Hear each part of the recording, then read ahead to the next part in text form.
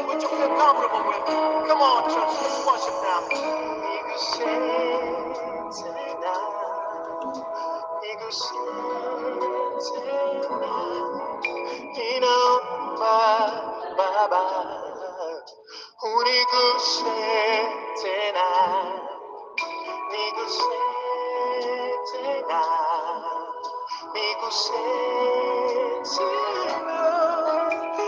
Alléluia, touche-moi encore. Bien-aimés frères et sœurs, Shalom. Je nous invite autour de la table du roi des rois afin de partager ce repas spirituel. Alors, le message dont nous voulons partager ressort de deux textes bibliques, l'un du Nouveau Testament et l'autre de l'Ancien Testament. Dans le Nouveau Testament, nous allons lire Jean chapitre 7 de 37 à 39 et dans l'Ancien, Psaume 63 de 1 à 7. Jean 7, 37, 39. Le dernier jour, le grand jour de la fête, Jésus, debout, s'écria, « Si quelqu'un a soif, qu'il vienne à moi et qu'il boive. Celui qui met sa foi à moi, comme dit l'Écriture, des fleuves d'eau vive couleront de son sein. » Il dit cela au sujet de l'Esprit qu'allaient recevoir ceux qui mettraient leur foi en lui, car il n'y avait pas encore d'Esprit, puisque Jésus n'avait pas encore été glorifié. Psaume 63, de 1 à 7. Psaume de David lorsqu'il était dans le désert de Juda. Ô Dieu, tu es mon Dieu, je te cherche, mon âme a soif de toi, mon corps soupire après toi, dans une terre aride, desséchée sans eau. C'est pourquoi je t'ai contemplé dans le sanctuaire pour voir ta force et ta gloire, car ta bonté vaut mieux que la vie. Mes lèvres célèbrent tes louanges, ainsi je te bénirai toute ma vie. Je lèverai mes mains en faisant appel à toi. Je serai rassasié comme par une nourriture succulente et abondante, et avec des cris de joie sur les lèvres, je te célébrerai. Lorsque je penserai à toi sur mon lit, lorsque je méditerai sur toi pendant les heures de la nuit. Parole du Seigneur. Alléluia.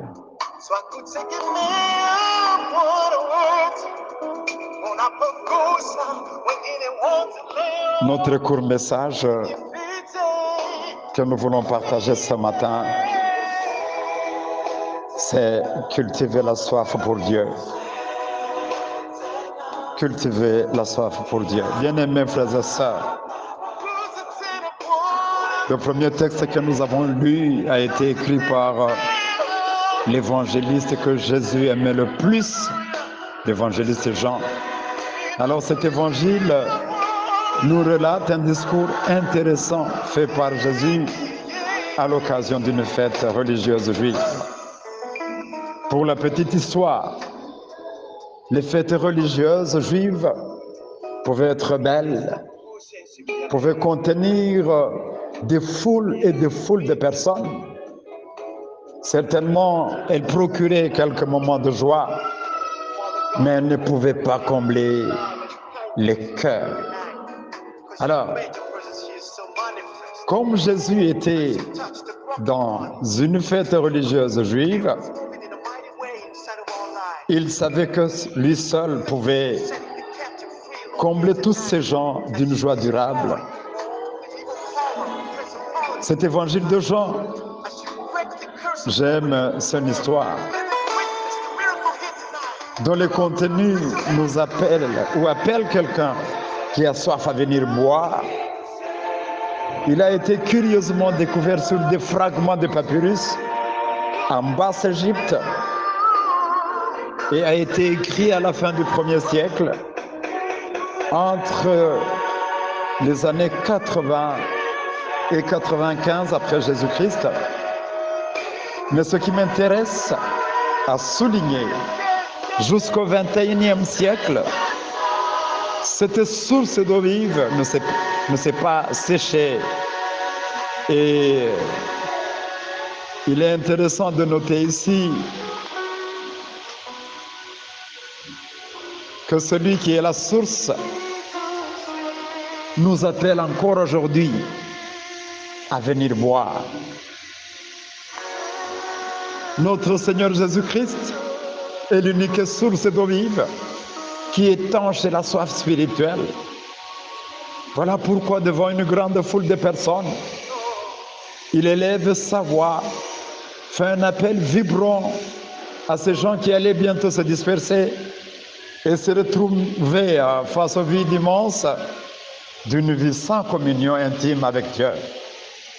Voilà pourquoi, par son invitation, il vise des hommes et des femmes conscients de leurs besoins. Et c'est pourquoi il dit sciemment, si quelqu'un a soif, soulignez, si quelqu'un a soif, qu'il vienne à moi et qu'il boive. Il faut sentir, il faut cultiver cette soif. Si quelqu'un, ce n'est pas l'affaire de tout le monde, mais c'est l'affaire d'un quelqu'un qui a soif et qui veut venir boire. Bien-aimés frères et sœurs, à notre époque surtout, la majorité des gens autour de nous ont soif. Ça c'est un. Et de deux, certains tentent de se faire croire qu'ils n'ont pas soif. Et trois, d'autres reconnaissent qu'ils ont soif, mais croient pouvoir étancher leur soif eux-mêmes. Et cinq, d'autres perdent toute espérance d'étancher leur soif qui les brûle malheureusement en dedans. Et ces mêmes gens qui perdent toute espérance d'étancher leur soif sombrent dans la morosité et dans le désespoir. Frères et sœurs, les êtres humains cherchent à étancher leur soif de diverses manières.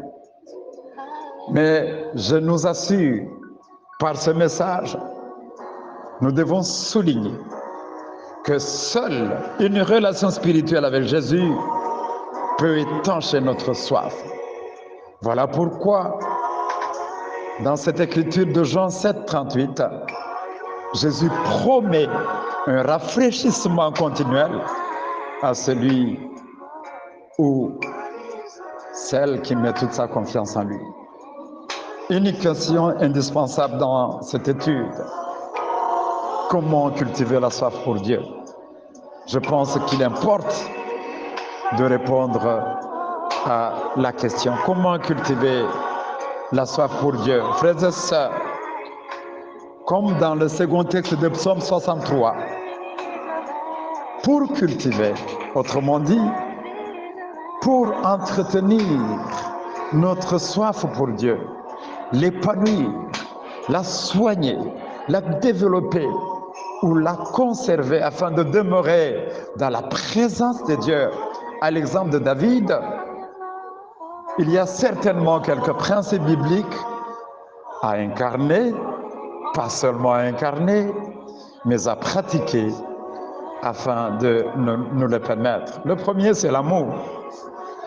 Un amour sincère et profond pour Dieu.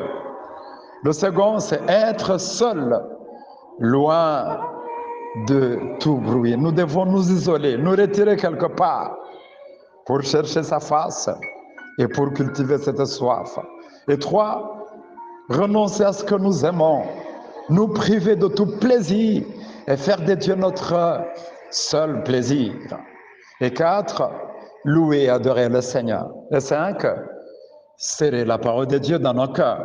Et six, nous souvenir souvent de la grandeur de Dieu, donc le contempler. 7, marcher dans la crainte de Dieu. 8, persévérer dans la foi malgré n'importe quelle situation ou circonstance. 9, demeurer dans la communion fraternelle, c'est un point important. Et 10, enfin, prier sans cesse. Frères et sœurs, par ce message, retenons que si nous pratiquons tous ces principes bibliques, sûr et certain, le Saint-Esprit viendra habiter nos cœurs, il nous apportera une fraîcheur inégalée et agréable. Bien-aimés frères et sœurs, le bonheur que le Saint-Esprit procure à celui ou à celle qui en a besoin est un bonheur qui déborde, inonde et rafraîchit même les autres qui sont autour de nous. L'écriture d'Ésaïe 44, 3 nous rassure. C'est Dieu qui parle. Car je vais arroser le pays qui meurt de soif, faire couler des ruisseaux sur la terre desséchée. Je vais répandre mon esprit sur tes enfants et ma bénédiction sur tes descendants. Frères et sœurs, dans Ésaïe 58, 11, Dieu dit, le Seigneur restera ton guide, même en plein désert. Il te rassasiera et te rendra des forces. Tu feras plaisir à voir, comme un jardin bien arrosé, comme une fontaine abondante dont l'eau ne tarit pas. Et enfin, dans le texte d'Ézéchiel 36, 26 à 27, l'Éternel nous promet ceci. Je vous donnerai un cœur nouveau. Je mettrai en vous un esprit nouveau. Je ferai de votre corps le cœur de pierre. Je vous donnerai un cœur de chair. Je mettrai mon esprit en vous et je ferai en sorte que vous suiviez mes ordonnances et que vous observiez et pratiquiez mes lois. En conclusion, frères et sœurs, évitons toutes choses qui peuvent faire obstacle à notre relation avec Dieu. Évitons toutes choses qui puissent nous empêcher de développer, de cultiver, d'épanouir notre soif pour Dieu. Bien-aimés dans le Seigneur, dans n'importe quelle circonstance, prions pour qu'il n'y ait pas de coupure de relation entre nous et Dieu. Prions pour que les fleuves d'eau vive jaillissent toujours à nous.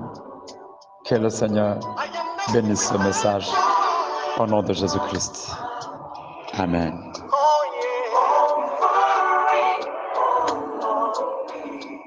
Listen to my prayer, Lord.